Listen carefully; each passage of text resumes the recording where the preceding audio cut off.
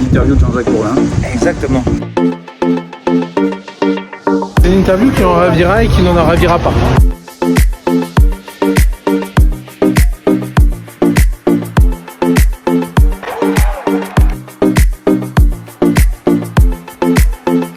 Personnage extrêmement charismatique, Jean-Jacques Bourlin.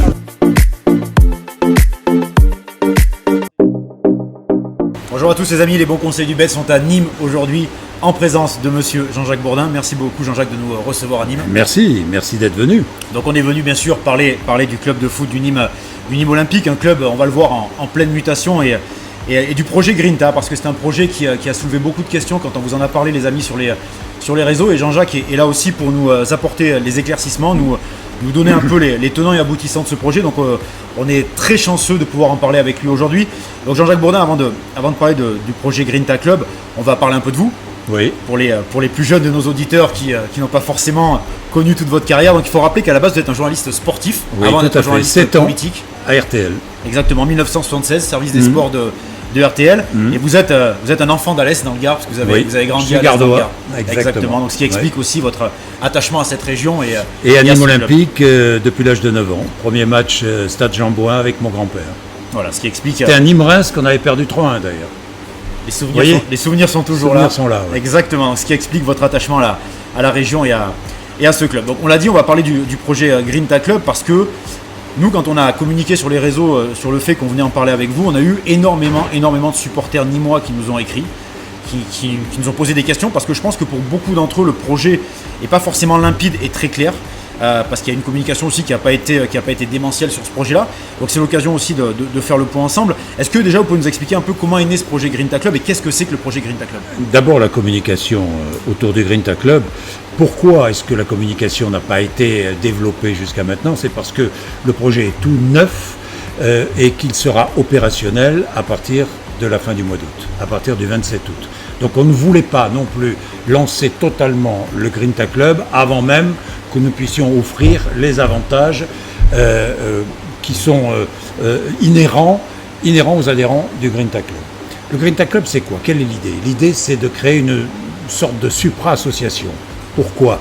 Il ne s'agit pas de supprimer, de remplacer les associations de supporters actuelles. Elles vont demeurer comme elles sont actuellement. Et si des membres de ces associations ont envie d'adhérer au Grinta Club, ils le feront sans aucun problème. Pourquoi le Grinta Club ? Le Grinta Club, parce qu'on s'est dit qu'il fallait trouver une autre solution aux abonnements.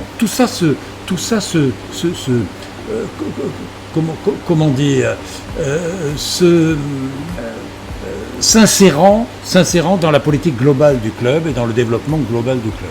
Donc le Grinta Club, c'est quoi ? C'est une supra-association. J'ai envie d'adhérer au Grinta Club, j'adhère, ça me coûte 20 € à l'année. Je paye une fois 20 € comme une carte, en quelque sorte, du Grinta Club. Avec ces 20 €, j'ai droit à quoi ? J'ai droit à ma place à l'année, toujours au même endroit. D'ailleurs, je choisis ma place pour les matchs. J'ai droit à des réductions à chaque match. Avec l'argent du Grinta Club, on va pouvoir, et ça c'est un volet social auquel je suis très attaché, on va pouvoir inviter dans le stade des enfants, par exemple défavorisés, par exemple des personnes qui n'ont pas les moyens d'aller au stade, qui ne peuvent pas se payer une place parce que c'est trop cher. Et on va pouvoir développer des actions autour du Grinta Club dans le Gard, dans l'Hérault, dans le Vaucluse, dans tous les départements limitrophes. En fait, c'est à la fois réunir tous les amoureux du Nîmes Olympique, qu'ils soient membres d'associations ou pas membres d'associations. Voilà l'objectif du Grinta Club. Il faut absolument relancer la machine à Nîmes. Et ça s'inscrit dans un projet global. Ce projet global qui est la fin des Costières dans 6 mois, c'est-à-dire qu'à partir de janvier prochain, on jouera dans le stade de transition, et ensuite, à partir d'août prochain, les travaux du nouveau stade vont commencer, la démolition des Costières va commencer en 2026, on l'espère, je pense, parce que maintenant c'est irréversible le projet. En 2026, nous jouerons dans notre nouveau stade. Très bien, alors c'est vrai que le volet social, vous le disiez, très important, j'y tiens beaucoup. Le fait de pouvoir inviter des les enfants défavorisés ou des personnes qui n'ont pas forcément accès au stade et leur ouvrir les portes du Nîmes Olympique. Ça, c'est le Grinta Club qui va acheter les stades, les places au club. Les stades, les places au club. Donc ça c'est important parce que c'est quelque chose où la communication a peut-être aussi été un peu défaillante parce que nous c'est pas là-dessus qu'on a eu des retours. Personne nous en a parlé, donc c'est important de le préciser. Vous faites bien de le préciser. C'est important. Là où nous on a eu beaucoup de retours, c'est Allez-y. qu'à un moment donné il y a eu un sentiment, je pense, de nombreux groupes de supporters de l'appropriation de ces groupes de supporters par le Grinta Club, par Jean-Jacques Bourdin et par la direction du club, où eux voyaient en fait dans ce Grinta Club une forme de concurrence à ce qu'ils sont déjà et ce qu'ils sont historiquement dans le club. Et c'est vrai que là-dessus, on a eu beaucoup de retours là-dessus, sur des supporters qui sont inquiets en fait de la mainmise du Grinta Club sur le stade, sur ces groupes de supporters. Non, c'est pas la mainmise. C'est pas la mainmise. Le Grinta Club est là pour développer le Nîmes Olympique. Il n'est pas là pour mettre la main sur les groupes de supporters.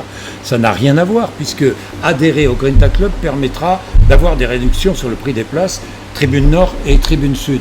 Donc il n'y a aucun problème. Pour l'instant, compte tenu de la situation et de l'avenir et de la transition dans laquelle se trouve Nîmes Olympique, nous avons déjà fermé une tribune, qui est la tribune ouest depuis bien longtemps. C'est la préfecture qui l'a fermée. Et la tribune est, après tous les incidents qu'il y a pu y avoir avec les clubs de supporters, on a fermé aussi la tribune est. Mais dans 6 mois, de toute façon, on ferme le stade.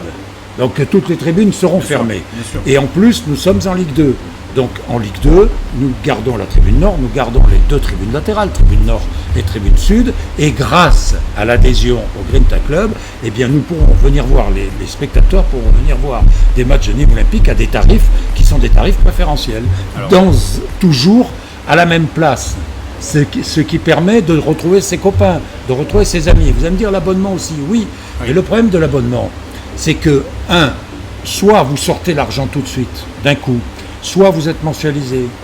L'abonnement, si jamais, on a connu ça avec le Covid, si jamais la saison est interrompue, que se passe-t-il? Il faut, alors l'abonnement, on le perd, le club rembourse, c'est compliqué, et finalement, et ça ne donne pas plus, et je dirais même moins d'avantages que le Grinta Club. Voilà pourquoi on fait... Vous parliez de tarifs préférentiels, donc ça m'intéresse, puisque nous on a étudié un petit peu petit peu les chiffres. Au jour d'aujourd'hui, par exemple pour le match d'aujourd'hui, les premières places, les premiers prix sont à 17 € pour ce Nîmes-Caen. Là où par exemple au Groupama Stadium à Lyon, qui est un club de Ligue 1, les places les moins chères sont à 10 €. Vous êtes sûr qu'elles sont à 17 €? On a vérifié, oui. En tribune sud? On a vérifié, oui. Les places les moins chères aujourd'hui, elles sont à 17 €. Alors que si on l'achète 3 jours avant, on paie moins de 17 €. Je peux vous le dire, on paie 10 €. Nous on a regardé au jour d'aujourd'hui. Au jour d'aujourd'hui, vous savez pourquoi? Parce qu'il y a eu une opération, je vous le dis, parce qu'il y a eu une opération promotionnelle qui fait qu'on a lancé il y a 15 jours, je crois, une dizaine de jours, qui fait que si on achetait ces places 72 heures avant le match, on ne la payait pas 17 mais 10. D'accord. Je vous le dis. D'accord. C'est 17 € pour ceux qui achètent aujourd'hui ou qui ont acheté hier. D'accord. Première chose et première remarque. Deuxième remarque, c'est que le Grinta Club sera opérationnel, et je vous l'ai dit, à partir du 27 août. Donc à partir du 27 août, tout membre du Grinta Club paiera sa place en tribune sud 10 €. D'accord. Voilà. Ça, on en est sûr. C'est un engagement. Voilà, on en est sûr, oui, on en est plus que sûr. Voilà, à partir de fin août, début septembre, un supporter qui a 27 au Grinta Club, Nîmes-Laval, en tribune sud, il payera sa place 10 €. Il paiera sa place. Il va payer 20 € d'adhérent à l'année, et il paiera sa place 10 €. Et du coup, pour les gens qui sont de passage, pour les gens qui viennent comme nous aujourd'hui voir un match, il paye. Au niveau des prix d'appel, on reste sur 17 €. Ceux-là, oui. Ou alors, oui, ceux-là, ils vont payer le prix. Notre comparatif, il avait été fait là-dessus, dans le sens où, au niveau de nous, la prise de place était... Oui, mais dites-moi, au Groupama, c'est une tribune latérale? Alors c'est la tribune, oui, il a bien placé, et c'est vraiment le prix d'entrée, on est sur les tribunes latérales. Oui. Nous, tribune latérale, ici, je peux vous dire qu'on est très très bien placé, nord ou sud. Oui, on n'est pas dans les virages, on n'est pas dans les... C'est l'avantage du stade. C'est l'avantage du stade. Après, les autres retours qu'on a eu, et ça c'est quelque chose qui est souvent revenu aussi avec le Grinta Club, c'est qu'on nous a parlé entre guillemets de l'indépendance de cette structure. Je m'explique, parce qu'on le sait, Monsieur Assaf, le président, est quelqu'un que vous connaissez. Oui, très bien, c'est un ami. Je ne trahis pas de secret. Non, c'est un ami. Donc vous avez de très bonnes relations avec lui, et beaucoup se sont interrogés en fait de de votre place à la tête du Grinta Club, sachant que vous êtes entre guillemets un proche du président et de l'indépendance en fait un peu de. Pourquoi je de ce devrais Grinta être Club. fâché avec le président pour être Non, président mais du moi, je vous Grinta donne Club? les retours qu'on Non, connaît, mais donc. moi je vous dis ce que je réponds. Est-ce que je devrais être fâché avec le président pour être le président du Grinta Club? Non.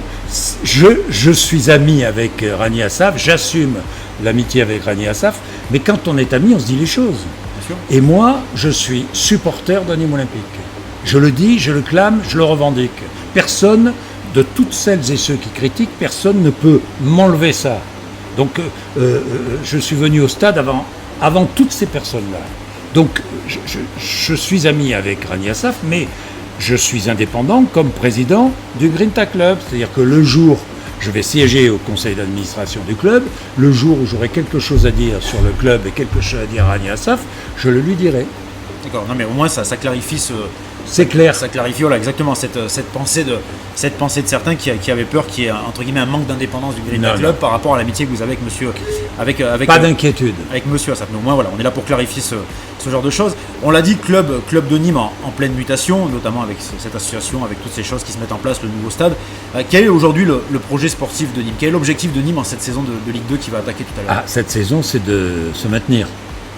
Compte tenu de la transition dans laquelle nous sommes, compte tenu de ces moments un peu incertains, avec une demi-saison dans un stade, une autre demi-saison dans un autre stade, avec une équipe en recomposition, avec un club encore une fois en transition, avec un nouvel écrin en préparation, notre objectif, tout simple, pour l'instant, c'est de se maintenir. C'est le milieu de tableau. Nous voulons jouer comme nous l'avons fait l'année dernière, de la même façon. D'accord, oui, Ni plus ni moins. c'est de se maintenir le temps que Voilà. le nouveau projet soit en place. Et notre et rêve d'avoir d'autres ambitions. absolu, c'est de monter l'année où on inaugurera le nouveau stade. Oui, c'est ça, c'est d'avoir de nouvelles ambitions avec ce nouveau stade. Ça, sûr. si on construit, alors là aussi je voudrais m'adresser à tous les supporters de Nîmes Olympique, si on construit, si Rani Assaf s'est impliqué, on a tellement dit de choses en disant ouais il est là pour 2-3 ans, de toute façon il s'en moque et tout, c'est pas vrai, il aime Nîmes Olympique. Beaucoup plus, il ne le dit pas parce qu'il est pudique, parce qu'il ne communique pas assez, mais maintenant il a changé, hein. Vous avez remarqué qu'il a changé, Oui. il communique beaucoup plus, on le lui dit, on le lui répète. Rani Assaf aime Nîmes Olympique. Il a ce projet qui lui tient à cœur. Il ira au bout du projet et le stade existera. Et c'est la seule solution pour faire vivre ce club, c'est d'avoir un stade. Pourquoi? Parce que d'abord, on ne veut plus d'argent public. Je trouve, moi personnellement, inconvenant et même inadmissible que de l'argent public aille dans un club professionnel. Un club professionnel, c'est une entreprise professionnelle. Qu'on donne de l'argent public pour des clubs amateurs, pour développer le sport à l'école, pour construire des enceintes sportives. Oui, mais pas à un club professionnel. Pas à un club professionnel. Le club professionnel doit pouvoir vivre de lui-même, vivre tout seul, à travers et grâce à ses revenus. Et c'est pour ça que nous construisons un nouveau stade, pour avoir de nouveaux revenus. Le nouveau stade générera chaque année, chaque saison, entre 8 et 10 millions d'euros qui iront directement dans les caisses de Nîmes Olympique. Aujourd'hui, notre budget est à 12 millions d'euros sur cette année 2022. On ne peut pas, dans le stade dans lequel nous jouons, on ne peut pas exploiter le stade commercialement. Ce stade est dans un état déplorable. On ne peut pas continuer à faire vivre un club professionnel en Ligue 2 avec ce stade-là. Donc il faut qu'on passe par cette transition. Très bien.